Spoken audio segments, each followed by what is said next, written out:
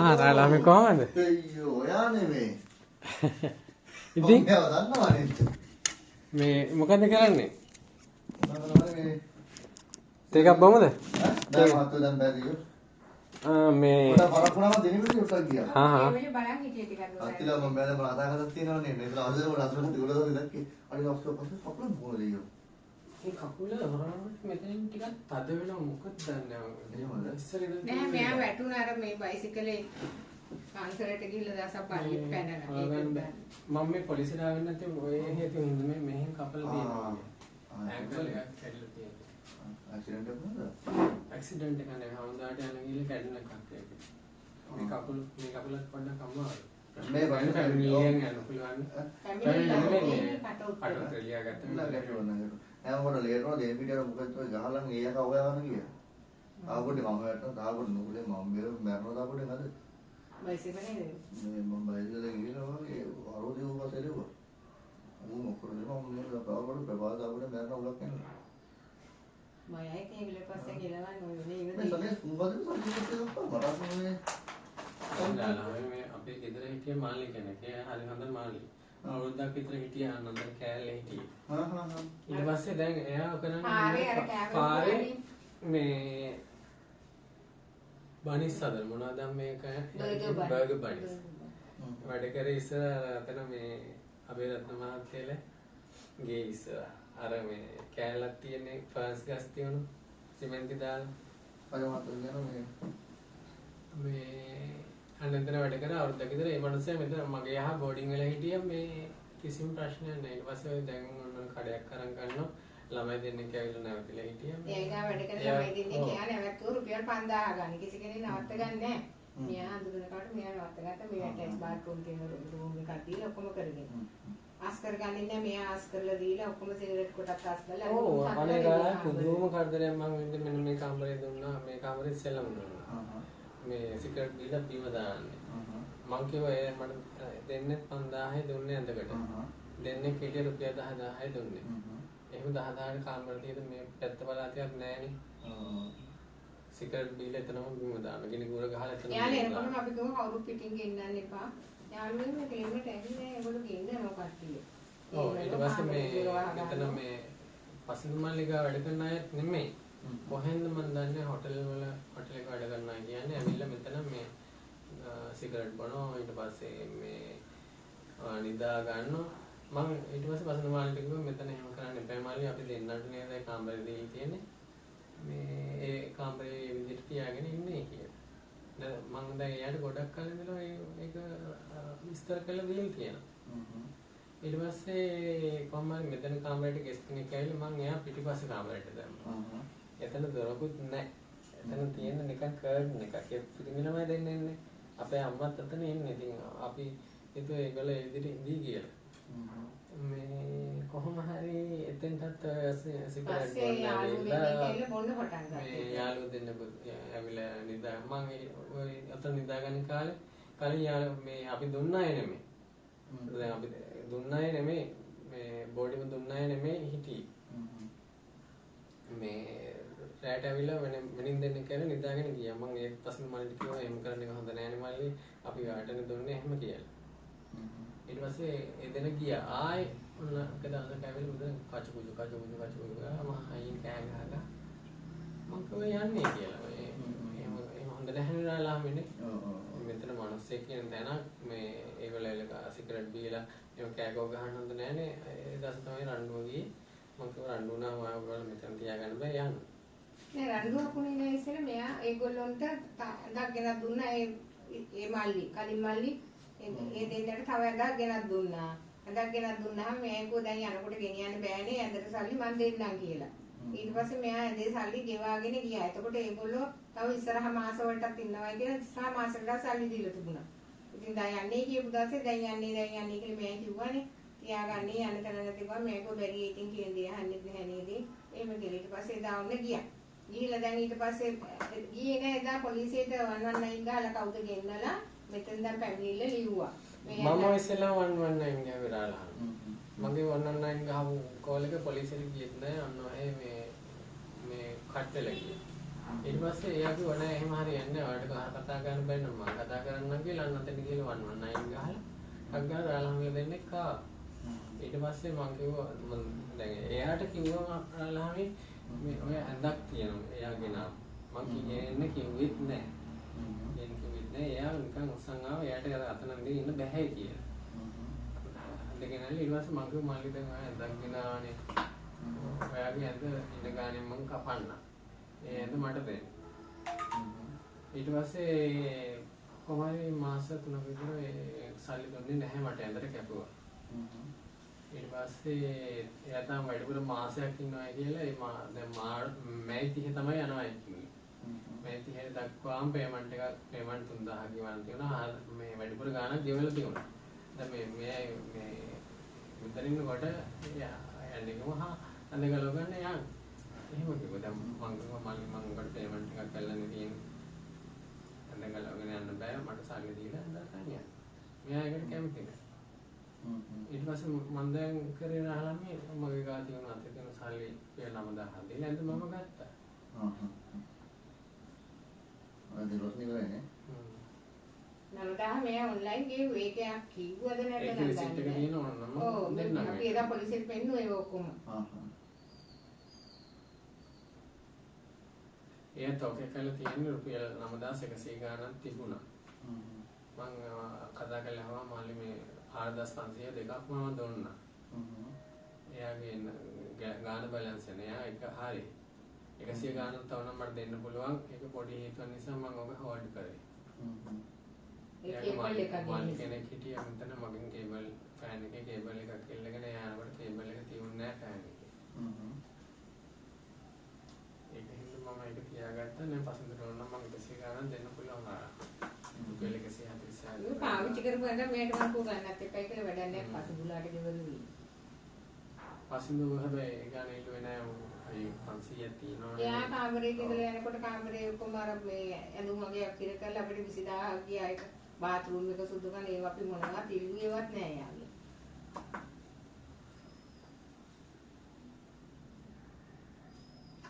දැන් මේ මේක ඉවරයි සරින් සරේ ඇවිල්ලා අපිට පොලිසියට එන්නේ කියන්නේ ඇයිද දන්නේ. ඔව් රාලහාමි දැන් මෙහෙම හරියට අපිට සිද්ධ වුණානේ.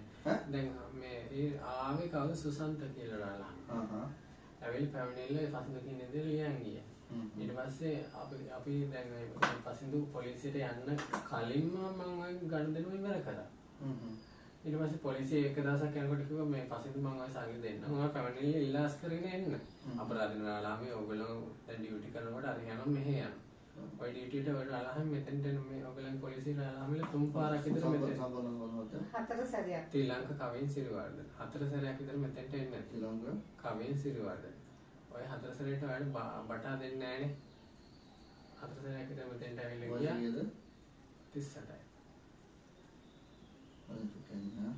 රුපියල් 7ක් වගේ ගෙවන්න නැතුව ඔයගොල්ලෝ රස්තිය අතු කරමු.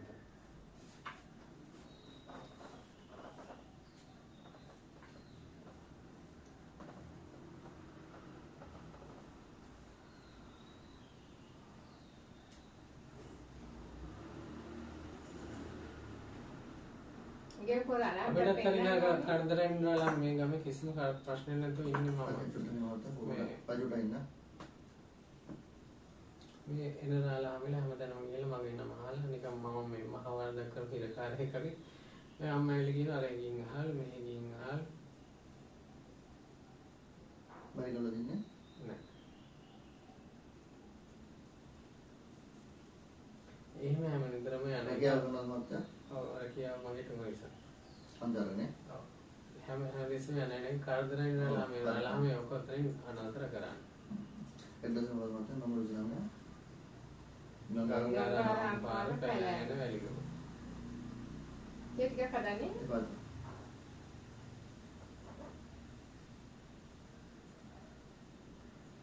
මේ පෙරේදන් මම කතා කළේ මාස මල්ලි පොලිසියට ගිහලා පැමිණිලි ඉල්ලාස් බයිගල කරා. නම රුජිනම 1900 88යි හරි 04යි 100යි 99යි 7. මම මේ පෙරේද පස්සේ මල්ලිට කතා ෆෝන් කළා. නම්බර් කියනවා 07යි 86යි 790යි 363. මල්ලේ පැමිණිල්ල ඉල්ලාස් කරගන්නේ අපරාධනේ මේ රාලහාමිනේ මෙතන ඇවිල්ලා රාස්තිය ඇතුළේ යනවා නේද කියලා. මගේ කිසි ප්‍රශ්නයක් නැහැ. මම හිතුවේ ඒක බිල යන්නේ.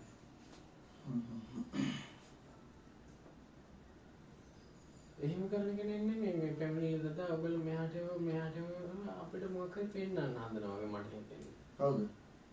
අර පසින්දු මල්ලි. එහෙම එකක් තේරෙන්නේ නැහැ රාලහාමිට. නෑ නෑ. ඒ මම ඔය ඒකත්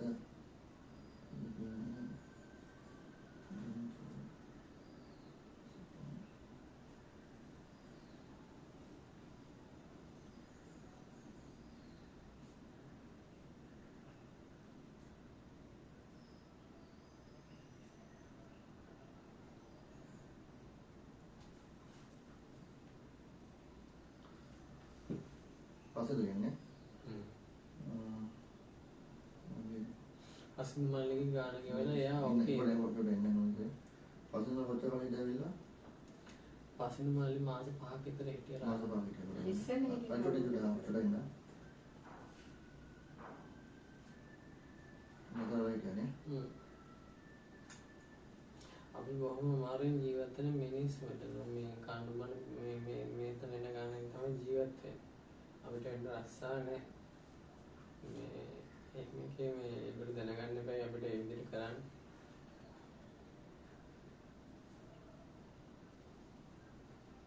ඊට මොනවද උනේ?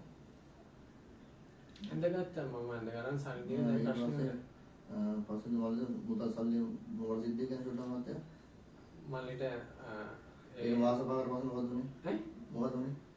මල්ලිට සල්ලි දුන්නා 4500 දෙකක් රුපියල් නෑ නෑ ඊට සිටින් අදක් එයා ගෙනාවද? ඔව් ඇඳක් ගෙනාවා. පරිණාමය. ඇඳක් ගෙනල්ලා මාස 3ක විතර සල්ලි මට හරියට මතක නෑ. එයාගා විස්තර තියෙනවා. එයා සල්ලි මේ මාසේ 30 වෙනකන් මේ මාසේ කියන්නේ මේ මාස පළවෙනිදා වෙනකන් ගෙවලා තියෙනවා. අන්තට කපුම මාසේ දේවත් යන. ඒක තියෙනවා ඒක පොලිසිය කියලා දෙන එක.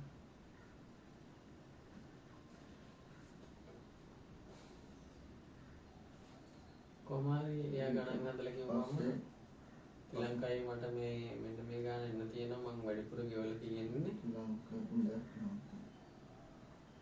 රුපියල් ඉස්සෙල්ලා මගේ රුපියල් 8000 ඊට පස්සේ ආයෙ ගණන් හදලා කිව්වා 9000.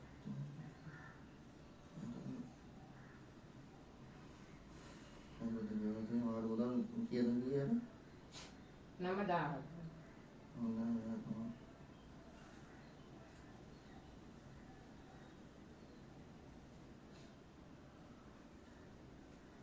ආදස් පන්සේ ගානේ.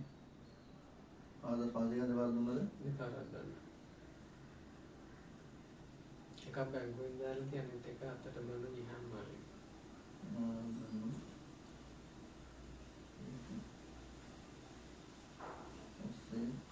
ඔයගොල්ලෝ ප්‍රශ්න ඉවරයි නේ? ඔයගොල්ලෝ ප්‍රශ්න ඉවරයි.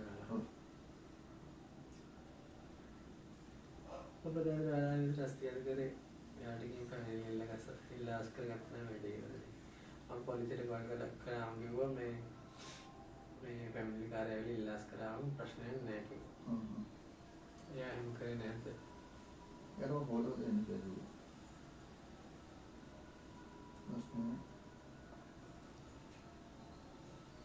ප්‍රශ්නේ සමතේකට පත් කළේ තියෙන්නේ අපරාධනිකාරලා හම්බෙලා රස්තියද කරන එක වැඩක් නැහැ.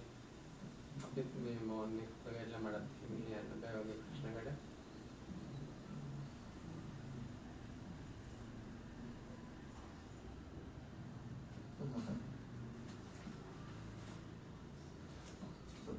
මත්තේ කරන්නේ හොඳ එක. උට කලින් ගණන් තුනේ බස් 6 දෙනෙක්ම ආවා. ඉන්නේ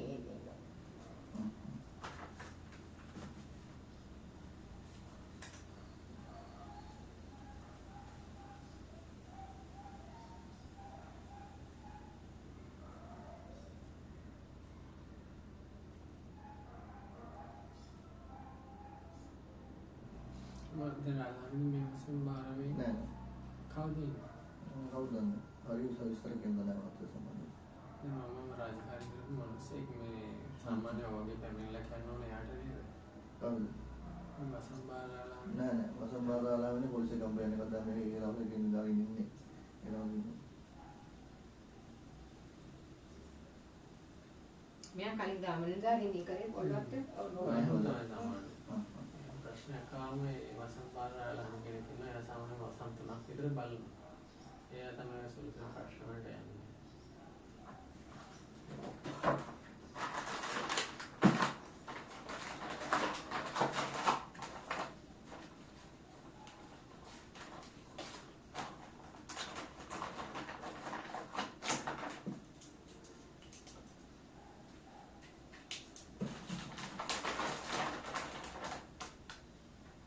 apa mau piano Hendra නෑ ඔතන. ගොඩක් ස්තුතියි.